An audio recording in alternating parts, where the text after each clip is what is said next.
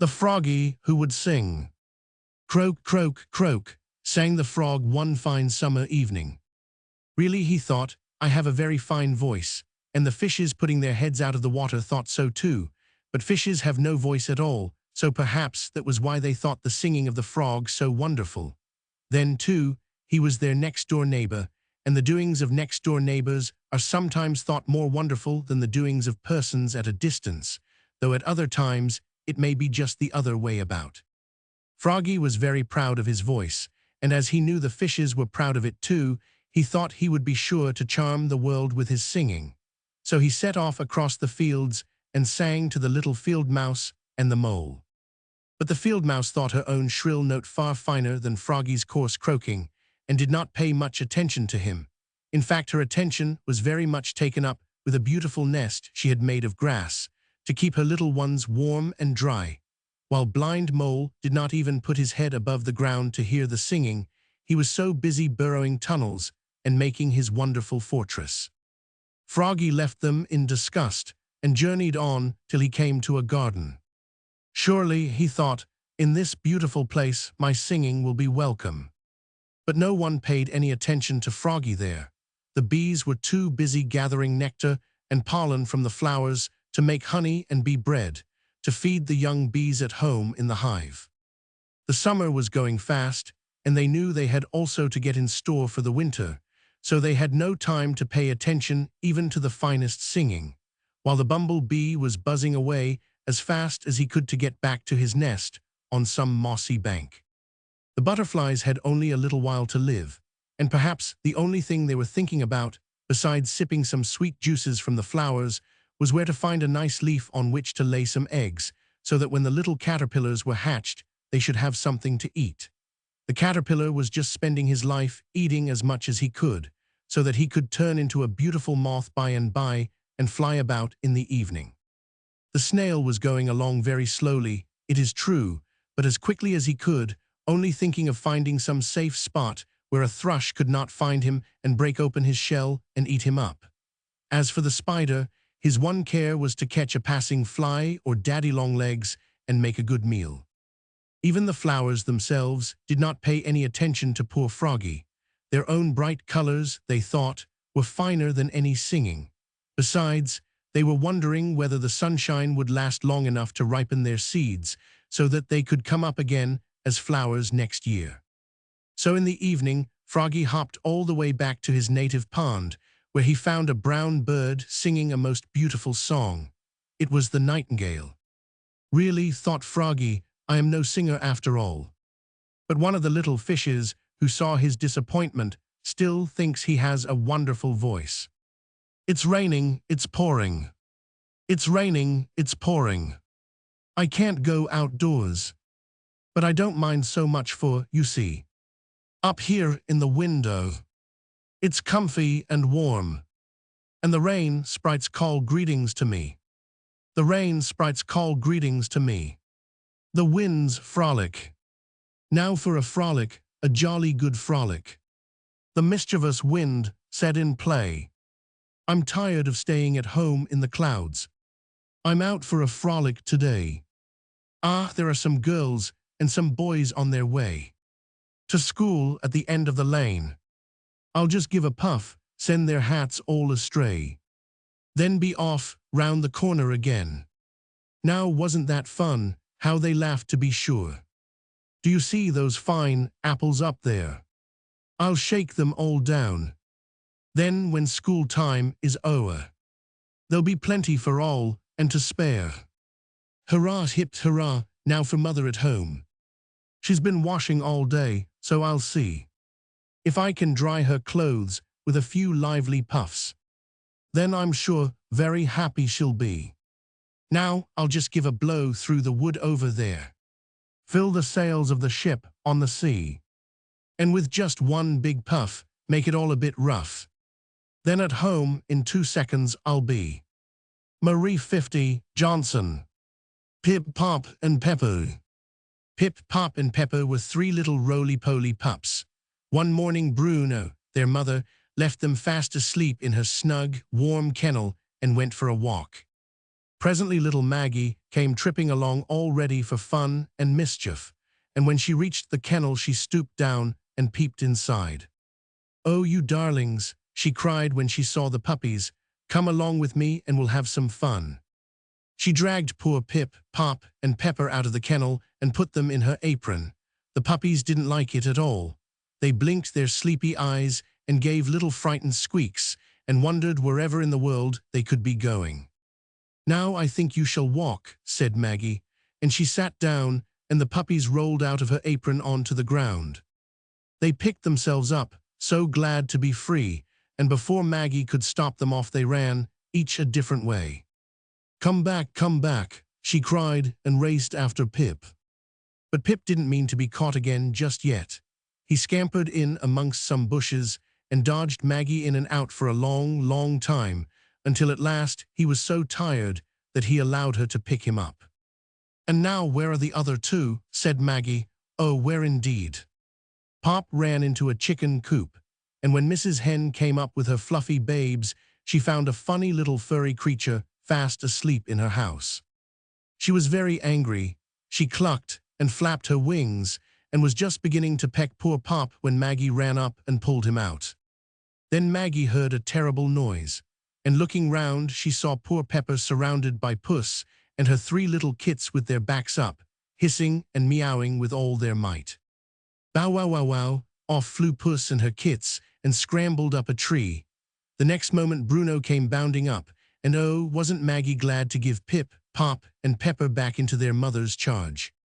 The snowman.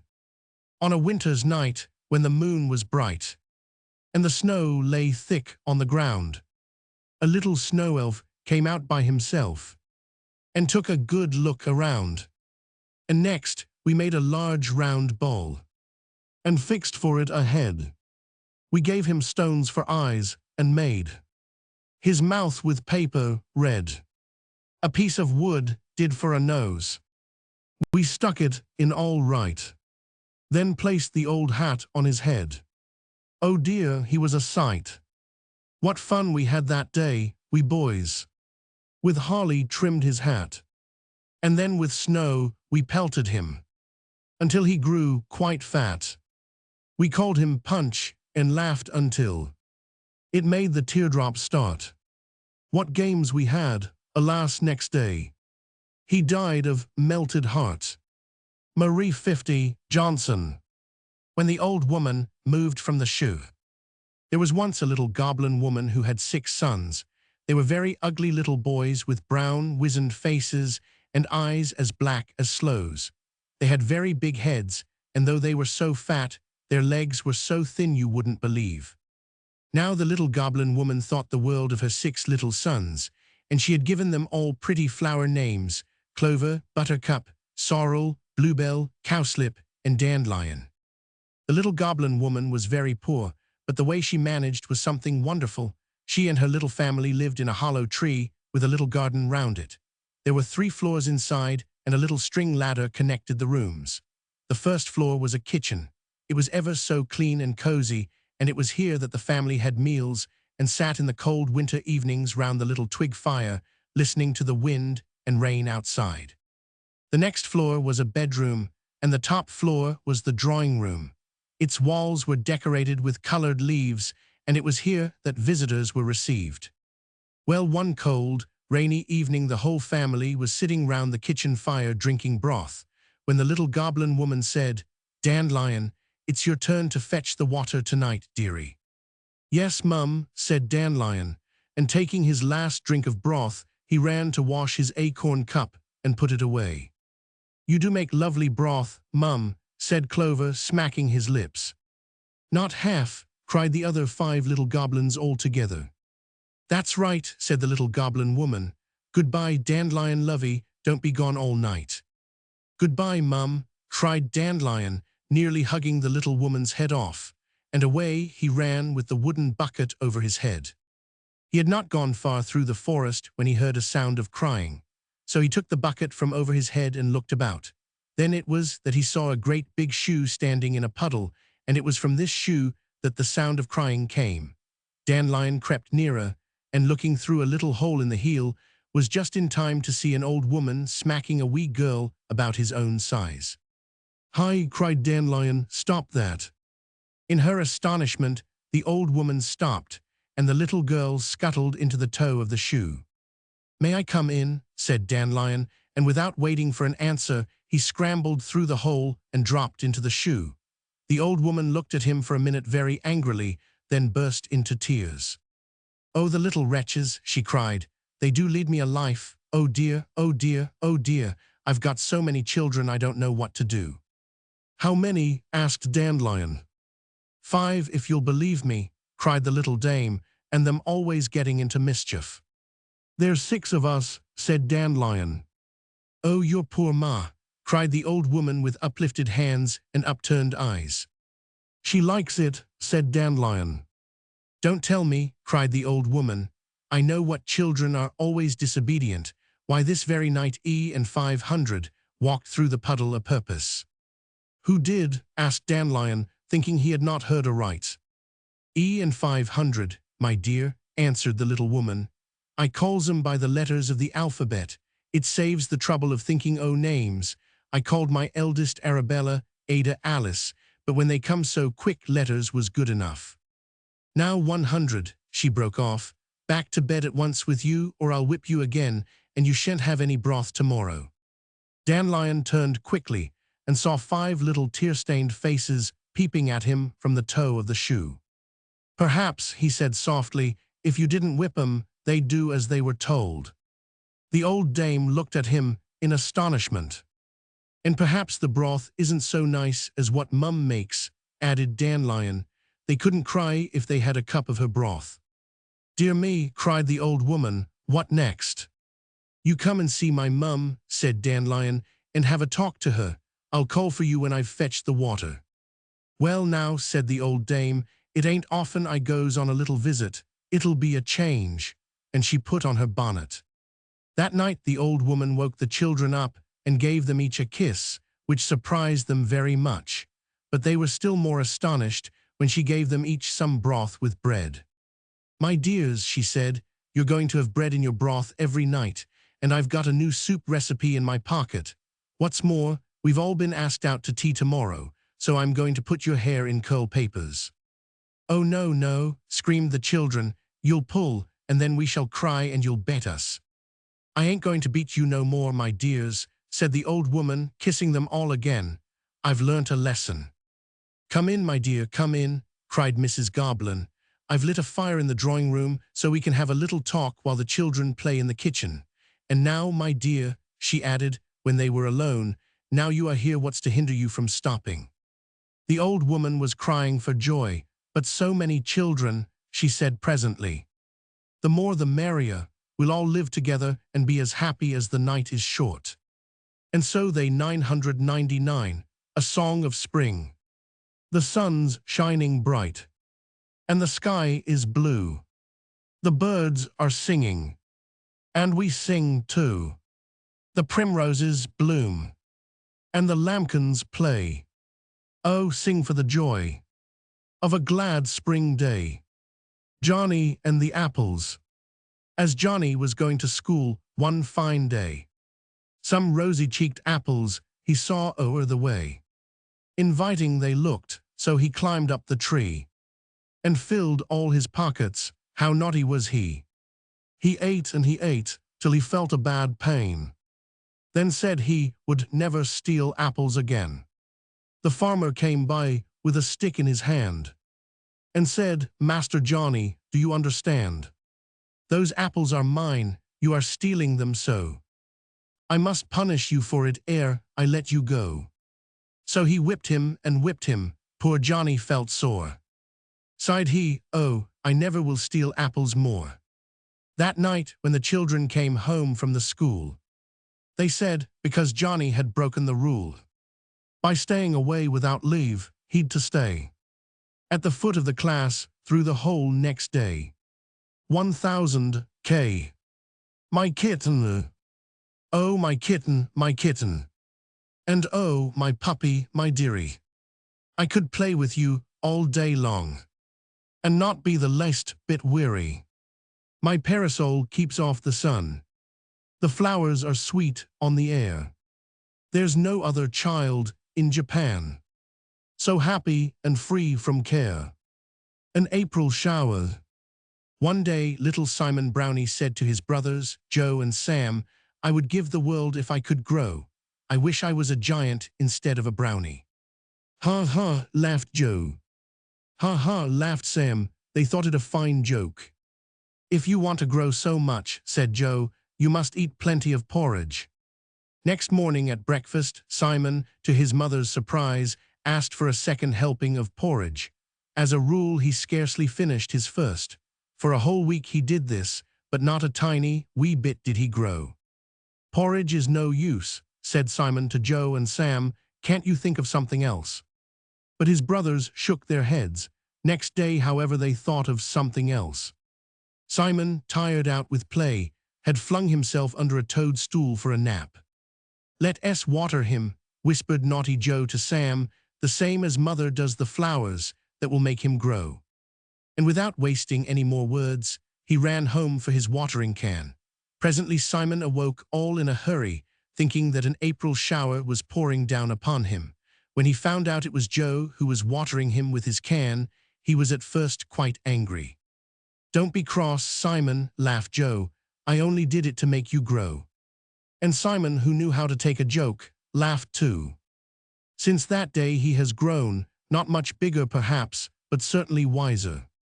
My maid Mary minds the dairy, makes the butter and cheese, spins the linen, tends the garden, and keeps a hive of bees. You wonder why she works so much. She can't be idle, Mary's Dutch. A besieged brownie. I'm going on a voyage of discovery, said Mr. Brownie to his wife one morning at breakfast. You might pack me up a few sandwiches, my dear. Of course Mrs. Brownie, being a kind wife, said, yes, with pleasure. Where are you going to, Daddy? Asked Bobby Brownie, who was rather a pert little fellow.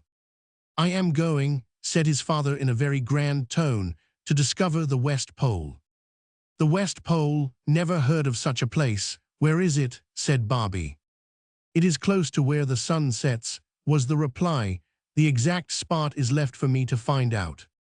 And shortly after breakfast Mr. Brownie started forth.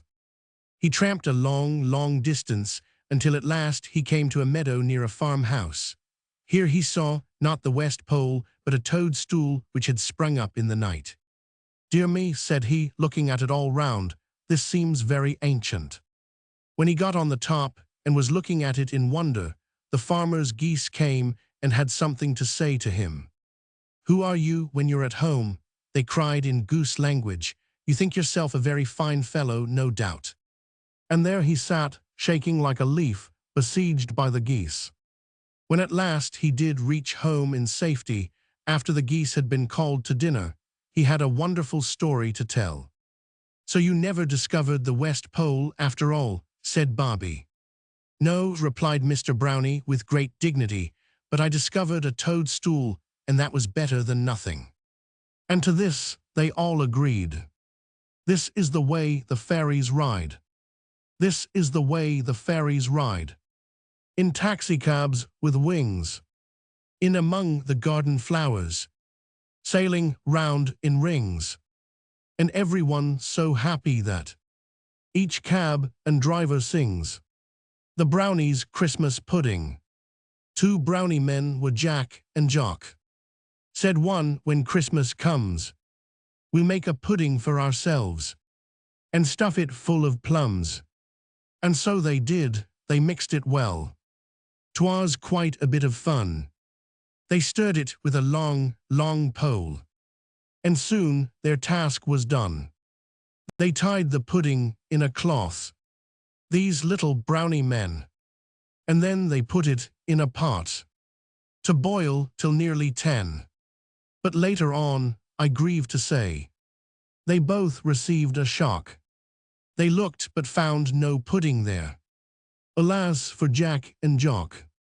'Twas gone, but where they never knew, and ne'er a brownie knows. It vanished like a lovely dream, as here the picture shows.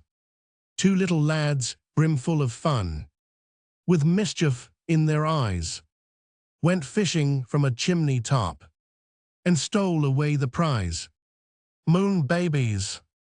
How it happened little Evie could not quite make out, but one minute she was lying in bed with her eyes wide open, and the next she thought she was high up in the sky, sitting in the moon, with brother Robbie by her side.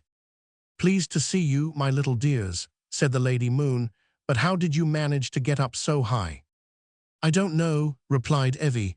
"I expect we climbed up on a moonbeam." "Well, now that you are here, I hope you will enjoy yourselves," said the Lady Moon next. "We mean to," answered Evie, and so said Robbie. He always agreed with his sister. "Would you like to know our names, Lady Moon?" Evie put the question with the sweetest little smile. "No," said the Moon, "it doesn't matter in the least to me what your names are. I shall call you moon babies." The sky now began to grow darker, and presently a bright, silvery star peeped out and shone right over the little ones' heads. It was just after this that the moon babies grew sleepy. "Those chicks will soon be in dreamland," said the moon to the star. "No, we shan't," said Evie. "We are only making believe." But the Lady Moon knew better. The next voice that little Evie heard in her ears was not that of either the moon or the star. It was Nursey's good morning as she drew up the blind to let in the sunshine. "The runaways. The walnut and the cobnut run as hard as they can go. But Mr. Cracker's legs are long, and nuts are rather slow. He'll catch and crack them very soon. But cracking doesn't hurt. So perhaps we'll eat their kernels, with an orange for dessert."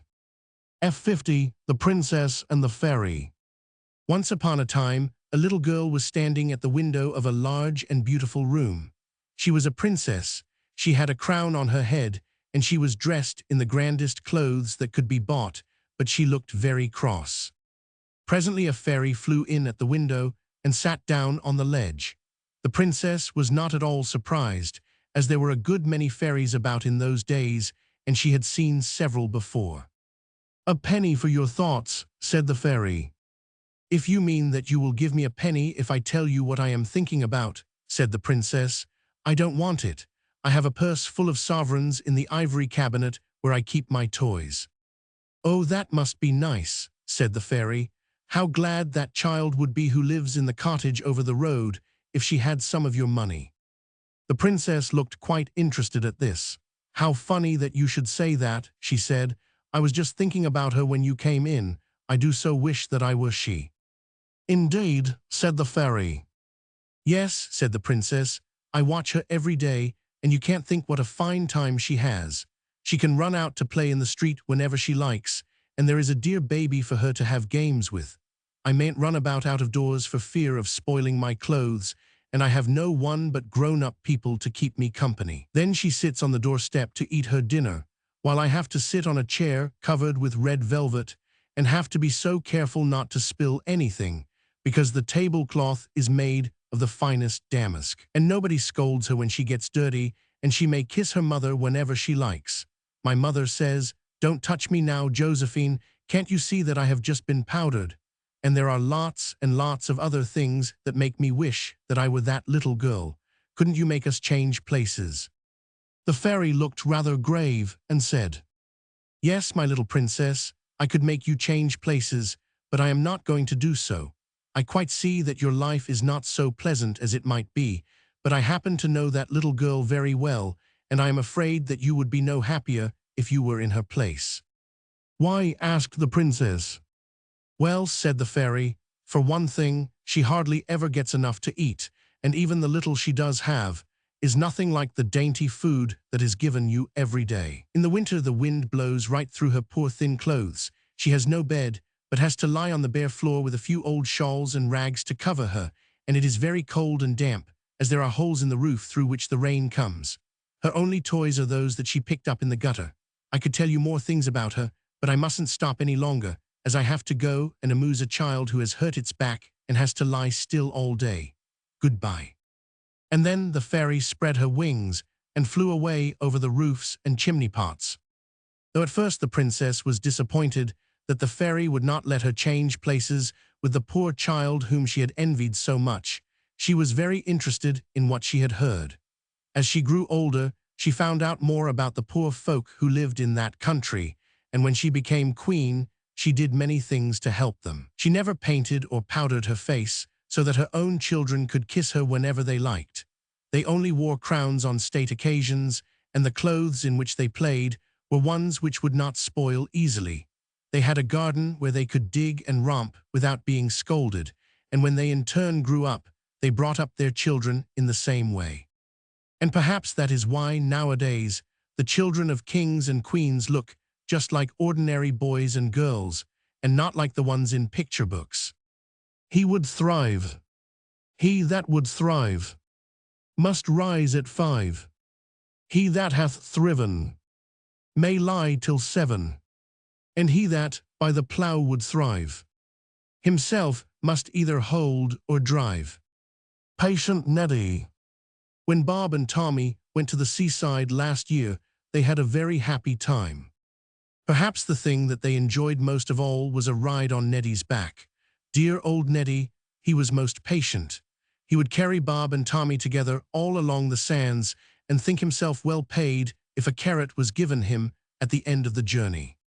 One day Bob and Tommy had a fright. They were playing on a little island when the tide was coming in. Soon there was water all around them.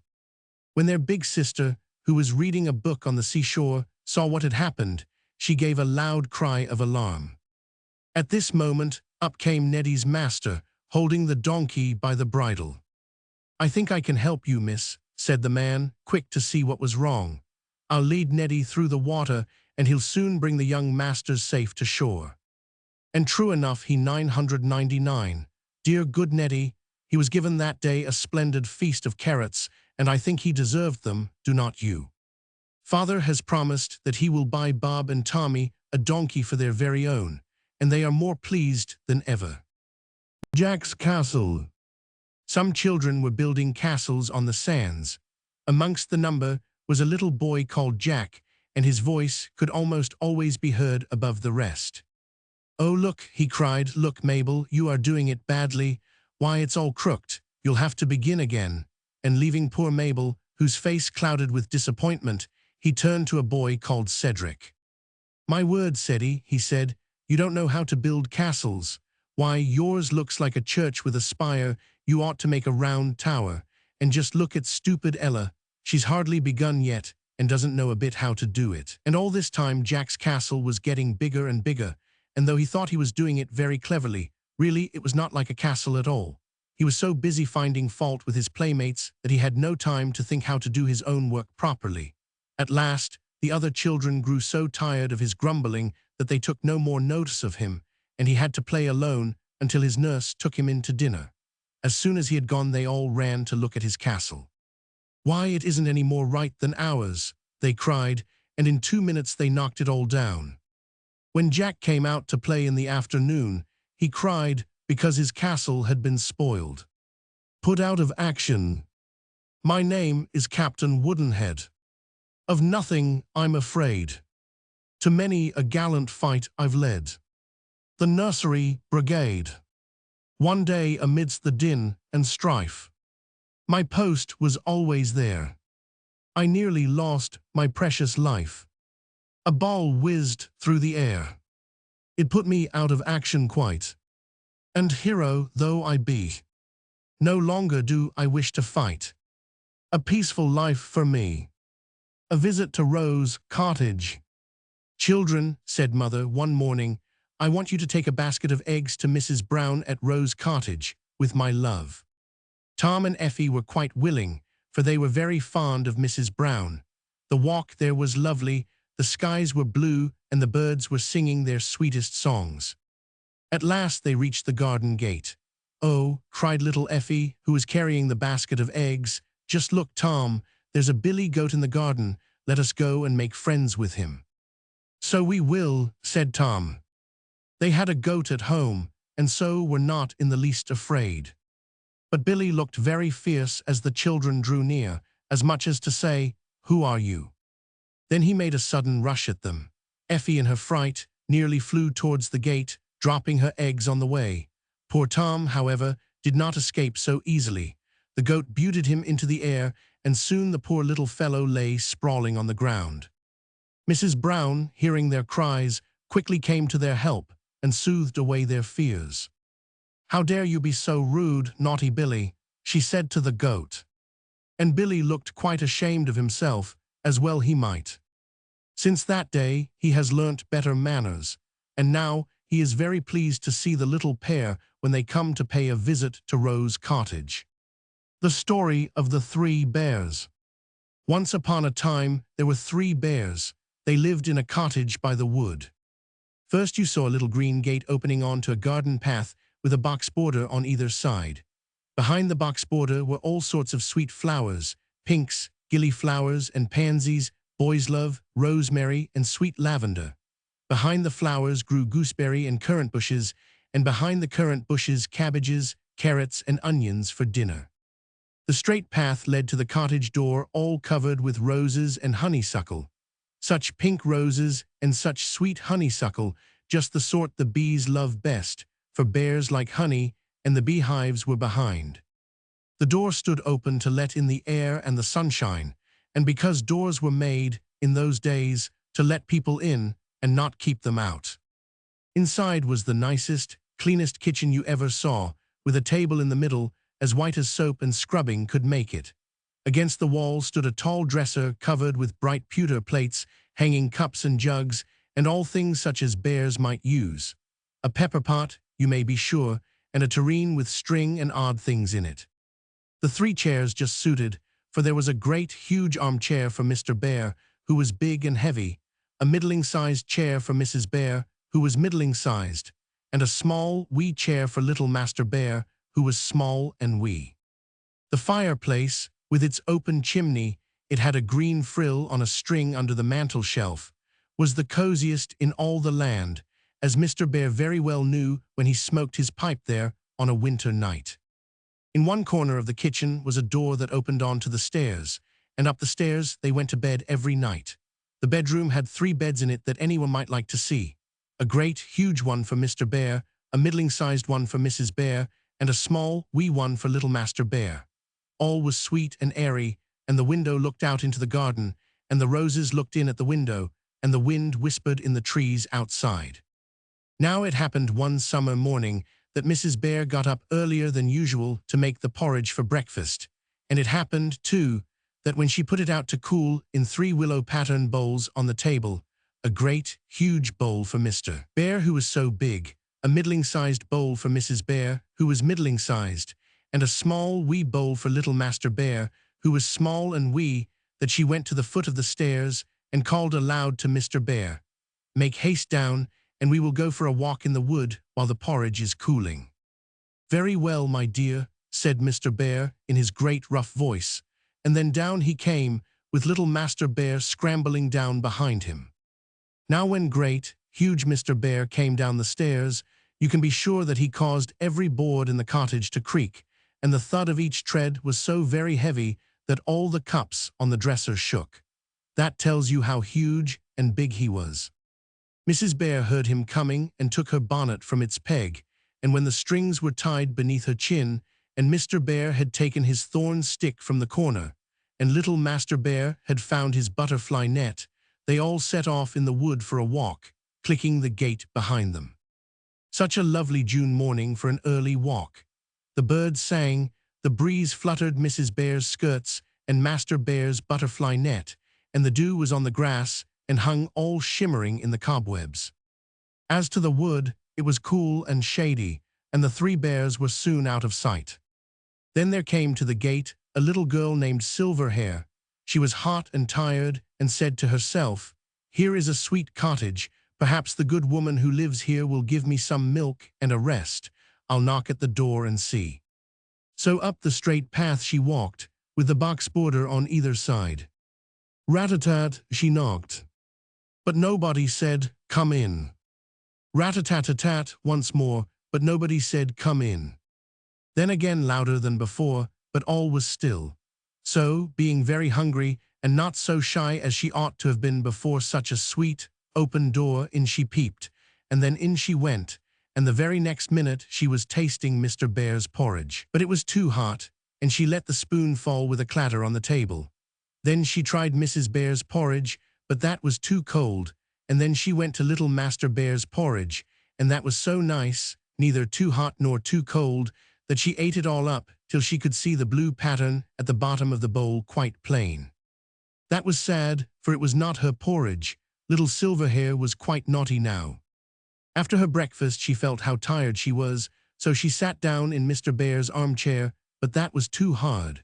Then she sat down in Mrs. Bear's chair, but that was too soft.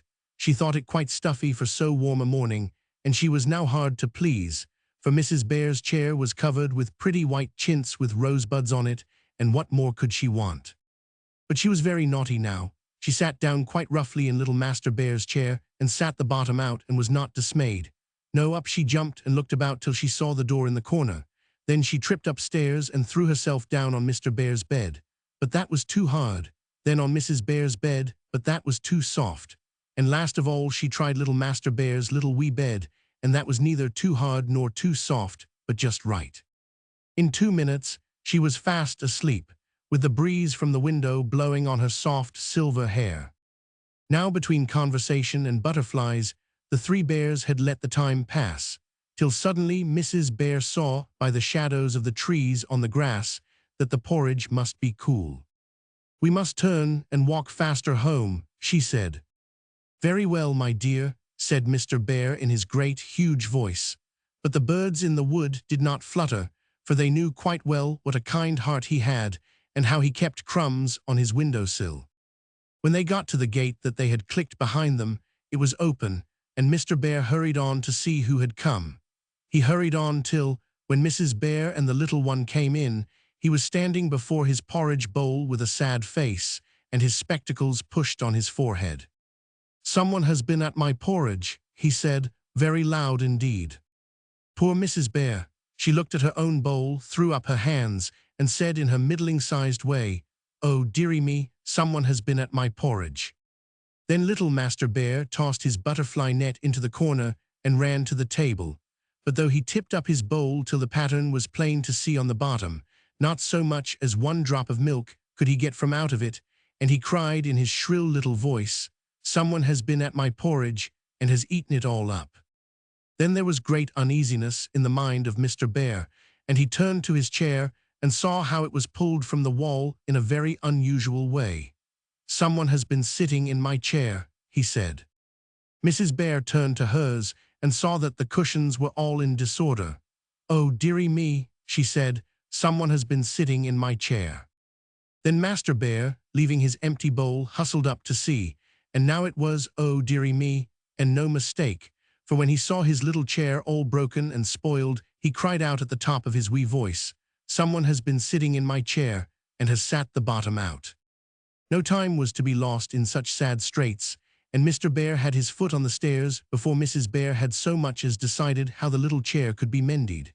She felt sorely puzzled, but picking up her gown in front, she followed Mr. Bear up the stairs, while little Master Bear clambered, heavy-hearted, up behind her, holding on very tight to the back breadth of her skirt, for who could tell what would happen next? Once in the room, they all went to the big bedstead that had been made so strong for Mr. Bear by the village carpenter, who knew how to please his customers. When they saw the clothes so tumbled, it was no wonder that Mr. Bear should thunder out, "Someone has been sleeping on my bed." Poor Mrs. Bear! She turned round to look at her own white bed, with its pretty dimity curtains, and she called out in her middling-sized way, "Oh, dearie, dearie, dearie me, someone has been sleeping on my bed." Her feelings and the counterpane were sadly ruffled. Master Bear then left go of her gown and crept away to his own little corner. And what did he find? Fast asleep, with her hand tucked under her cheek, and her hair all tossed about on the pillow, lay little Silverhair, dreaming of porridge and broken chairs. How pleased the wee bear was! He piped out in his small, wee voice, "Someone has been sleeping on my bed, and here she is fast asleep."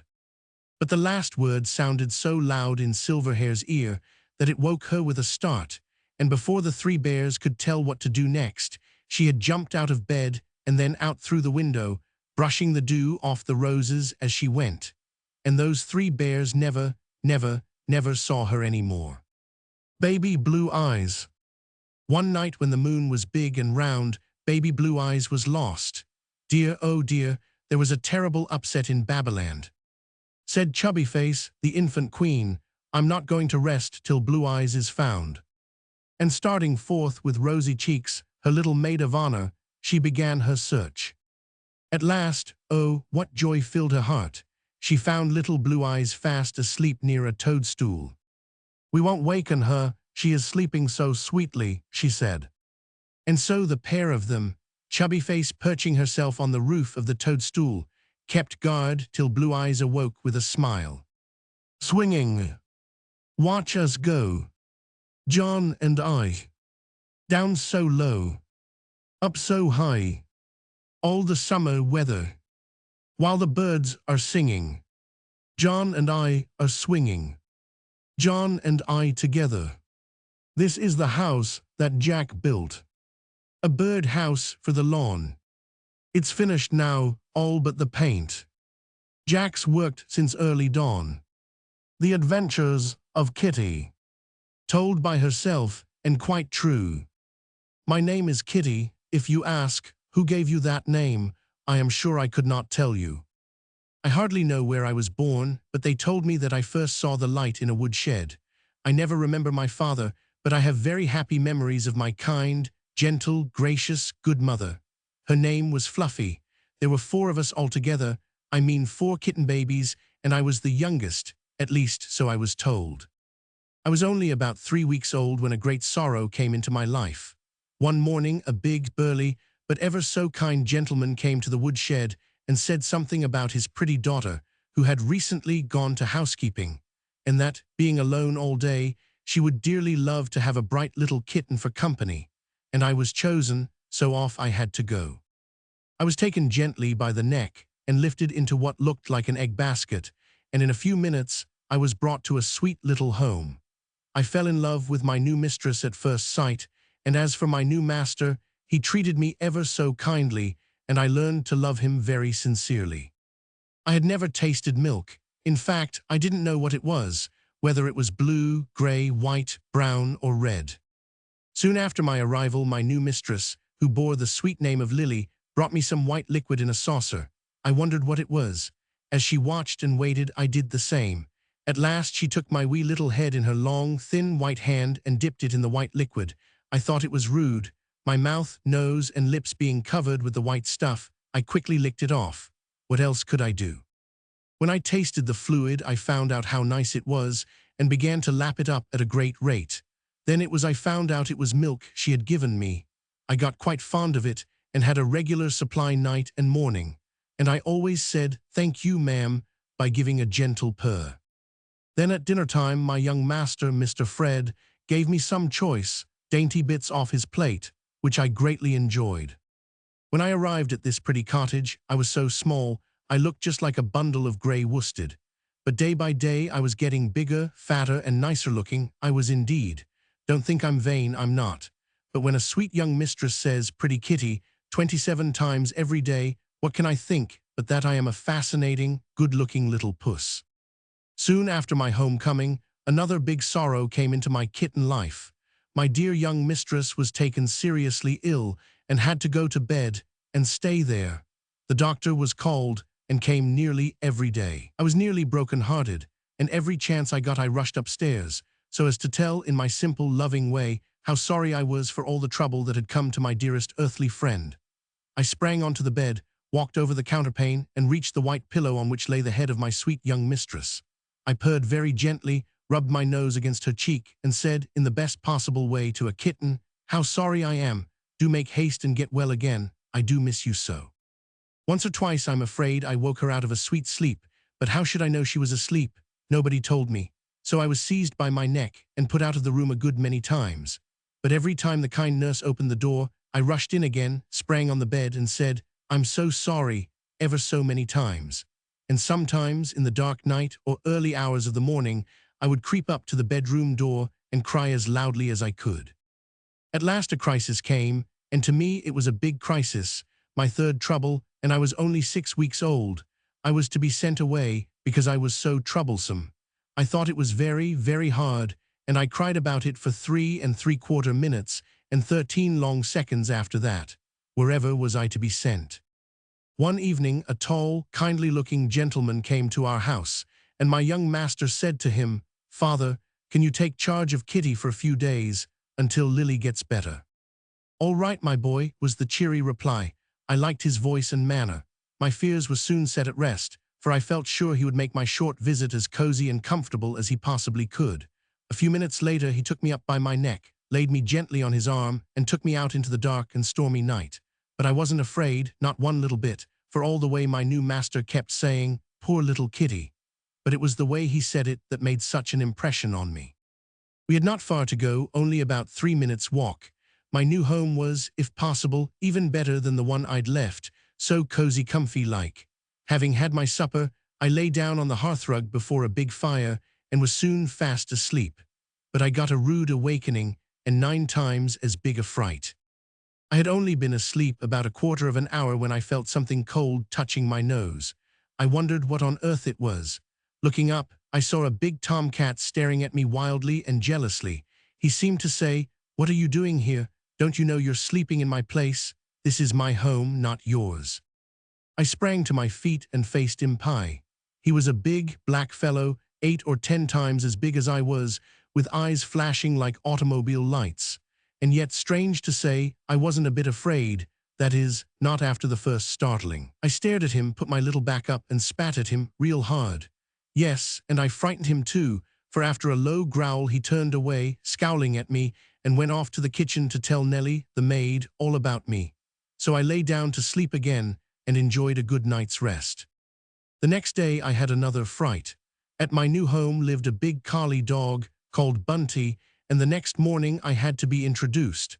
Bunty and I were soon fast friends. Instead of scowling at me as Impai had done, he came and looked at me ever so kindly and kissed me as if to say, "I like the looks of you, let's be friends." And we were, all the time I stayed there. He often gave me warm kiss licks and loved to have me play with his long, shaggy tail, climb over his back, and lie by his side and purr. It was very nice, and I shall love Bunty all the days of my life. If ever I get married, and I don't see why I shouldn't, I shall dearly love to have Bunty come and stay with us and make his visit as long as he possibly can. He will always be a welcome guest. But one day I nearly lost his love and affection. It came about in this way. Wandering in the kitchen one day, early after dinner, I saw Bunty busy enjoying a mutton bone feast. I did long for a bit. So I made a dash for Bunty's bone, yes, and I got it too. Off I ran into the dining room with the bone in my mouth, the big collie chasing me. How I managed to carry it I don't know, for the bone was nearly as big as I was. I hid, but Bunty found me and got his bone. The wonder is, he didn't bite me for being so greedy. As it was, he only growled and was ever so kind and forgiving later on. I soon found out that my new master was a big tease. He used to tumble me over on my back and tickle me so earnestly I had to scratch and bite him real hard so as to defend myself. But he did not seem to mind, not he. One night I got lost. When the front door was opened, I ran out into the road and had a merry scamper. I tried to find my way back, but couldn't. What was I to do? It was a cold, bitter night, and I was a stranger in those parts. Still, I felt I ought to do my best. So I ran up to what I thought was my new master's front door and cried. A kind little girl let me in, and I soon found I was in the wrong house. I did not mind that so much, so long as I had got in somewhere. They were very kind to me, gave me some milk, and said, "Pretty pussy," a good many times. The next morning Nellie, the maid, called over the garden wall, "Has a stray kitten come to your house?" "Yes," replied the little girl, Kathleen. "Do you want her?" Of course they did, and soon I was safely lodged at Jasmine Villa. But when my dear young mistress got well, I joyfully went back and said how grateful I was to get home again. A comforter. Don't cry, little brother. I know that you fell, but the place isn't bleeding. It soon will be well. Dry your eyes, little brother. You're growing so tall, and it's only a baby who cries at a fall. But hark, little brother, I hear the birds sing. We'll play I'm a duchess, and you are a king. So come, little brother, I'll make you a crown of the pretty white daisies that grow on the downs. A Dutch village. There is a little Dutch village called Volendam. Most of the men are fishermen and wear tight blouses of crimson or blue and large, baggy trousers coming down to their ankles. The little boys, even the tiniest ones, are dressed just like their fathers and their big brothers. Sometimes they are to be seen walking up and down the narrow streets of the village with their hands in their pockets, trying to look like the men. The women and girls wear white lace caps and a great many woolen skirts, sometimes as many as 8 or 10, and the more they wear, the more they are admired by their neighbors. Even the tiny girls of 2 or 3 years old are dressed just like their mothers.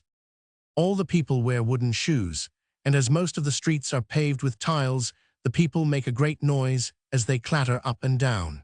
These wooden shoes look very big and clumsy, but the children manage to run about in them just as easily as you do in yours.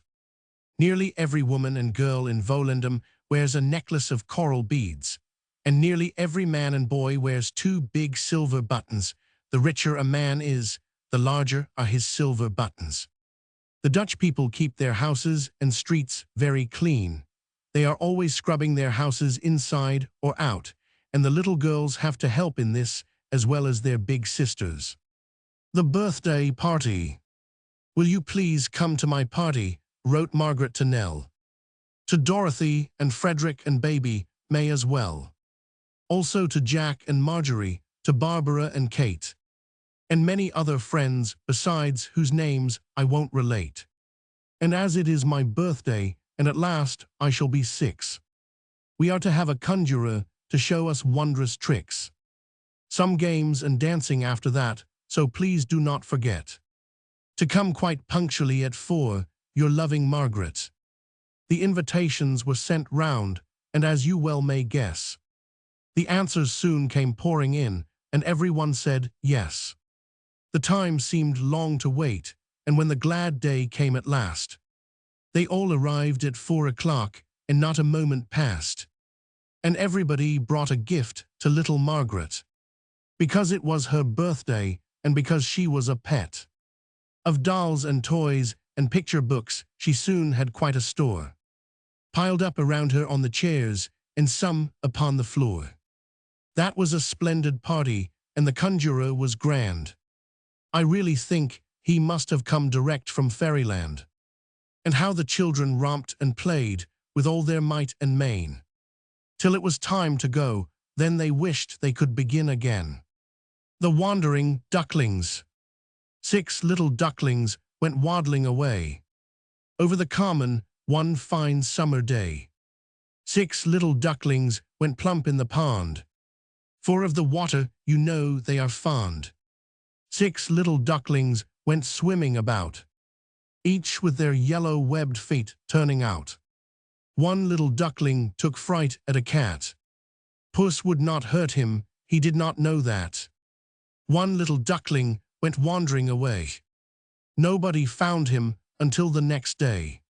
4 little ducklings were left, then you know, home o'er the common deciding to go.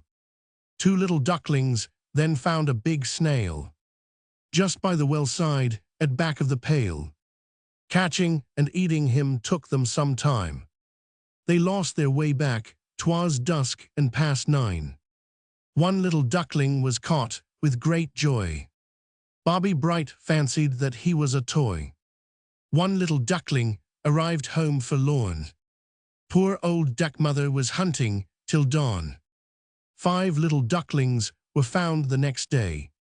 Never again will they wander away. Kate Ashley. The Dollies' Revenge. Eveline, Arabella, and Peg were having a great discussion, seated on a large cushion where their mistress had left them when she went to bed. "It isn't fair," exclaimed Arabella, shaking herself. "Here I can scarcely bend because she has stuck a pin right through me. It goes in at my waist and out at my back, and the bit that sticks out at my back she hung my sash on and thought it wonderful. Yes, she treats our nice, soft bodies just like pincushions, agreed Eveline. And her mother has given her a nice work basket with needles, scissors, and a thimble in, and plenty of tapes and buttons, and she is always trying to make her sew neatly, yet just look at us. But what about me? Chimed in Wooden Peg. My master hasn't a work basket, and when he wanted to stick this piece of cloth on my head for a cap, he just got a tack and hammered it in. And there it will remain until he wants a tack again, and then he'll know where to find it. Well, of course your feelings are not so keen as ours, sniffed Eveline. I am not very big, but I have 5 pins in me, and one is to keep my stocking up, and she has tied a piece of cotton so tightly round the other that it's cutting into my leg. Well, said Arabella, I'll tell you what we'll do. Tomorrow when she picks us up, we will make all these pins scratch her. We will scratch her so much that she will be glad to take them all out and put buttons on. The next day when Doris picked up Eveline, she suddenly screamed, Oh, Mother, see how I have pricked myself on this nasty pin. Oh, it does hurt. Mother looked grave. If my little girl would try to sew as Mother wants her to, there would be no nasty pins, dear. Doris thought a moment and then picked up Arabella. There was another cry and a scratch on her wrist. Oh, Mother, sobbed Doris, they have hurt me all over. Now I won't put any more pins in, I won't really. I'll start now and learn to sew, Mother. So Doris put tapes on all her dollies' clothes. Indeed, she even put tapes on Peg's hat and tied it under her chin for her, and Jim was very glad because he was wanting the tack. Isabel Rayfield. A jolly frog. A jolly little frog was he, whose heart was always gay. He never looked the darkest side, however dull the day. When other frogs, in weary tones, declared the weather hot, he croaked his happy little song, and chose a shady spot. One day he nearly came to grief, when swimming in the pool. A naughty, horrid little boy stood by the waters cool. At Master Frog he threw a stone. I'll make you hop, said he. He missed his aim, and Froggy hopped in safety home to tea. If any harm had come to him, I think I should have cried, for he was quite his mother's pet, his daddy's joy and pride. He never once forgot to do the thing that he was bid. Did e'er you meet such little frog? I'm sure you never did. Was ever heard such noise? Was ever heard such noise and clatter? Billy's got a drum. Guess we'll have to leave this flat or bribe him to keep mum. Billy's got a drum. The man in the moons. The man in the moon looked down at the earth with a smile that was gay but pensive. I'd like to visit that place, he said, but traveling is so very expensive. The grasshopper. Old Daddy Grasshopper's keeping a school. Funniest ever was seen. All the wee grasshoppers stand, as a rule, dressed in their jackets of green. No little grasshopper ever a dunce. Plenty of leisure for play. Old Daddy Grasshopper shows him but once. Then he goes hopping away, learning to hop, hoppity hop. Hoppity hoppity, hoppity hop. Out in the sun, isn't it fun? Learning to hoppity hop. Grasshoppers learn to sing as they go, clapping their green shiny wings. Though it is funny, 'tis true as you know. That's how the grasshopper sings. All in the summertime, under the grass, or where the wild flowers grow. If you but listen, you'll hear as you pass. Singing and hopping they go. Marie 50, Johnson.